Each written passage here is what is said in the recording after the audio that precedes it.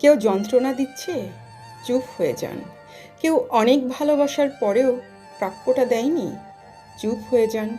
কোনো মানুষ অনেক অপমান করছে, চুপ হয়ে যান।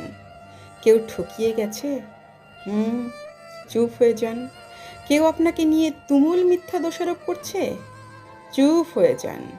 কেউ বিশ্বাসঘাতকতা করছে, চুপ হয়ে যান।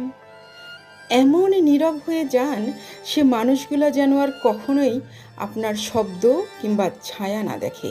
মৃত হয়ে যান তাদের কাছে। প্রতিজ্ঞা করুন আর কখনো ঘুরে তাকাবেন না। শুধু এই প্রতিজ্ঞাটা করতে পারলেই আপনি কষ্ট পাবেন না। এই যে নীরবতা আপনাকে দমবদ্ধ করা আর্তনাদ দেবে, কিন্তু অপর পক্ষকে দেবে আফসোস। আসলে আমরা হারবার ভয়ে শব্দ দিয়ে প্রতিবাদ করি, কিন্তু আপনি জানেন কি, যে মানুষগুলো আপনাকে মানুষ বলে মূল্যায়ন করেনি, আপনাকে দম বন্ধ করা কান্নার অনুভূতি দিয়েছে, তারা আপনার কেউ না। তাই নিজের জন্য বাঁচুন, নিজের স্বার্থে বাঁচুন, নিজেকে ভালোবাসুন। আপনার একজন সৃষ্টিকর্তা আছেন। সকল দুঃখ, কষ্ট, চাওয়া পাওয়ার কথা সৃষ্টিকর্তাকে বলুন, তিনি সব কিছুর সমাধান করবেন।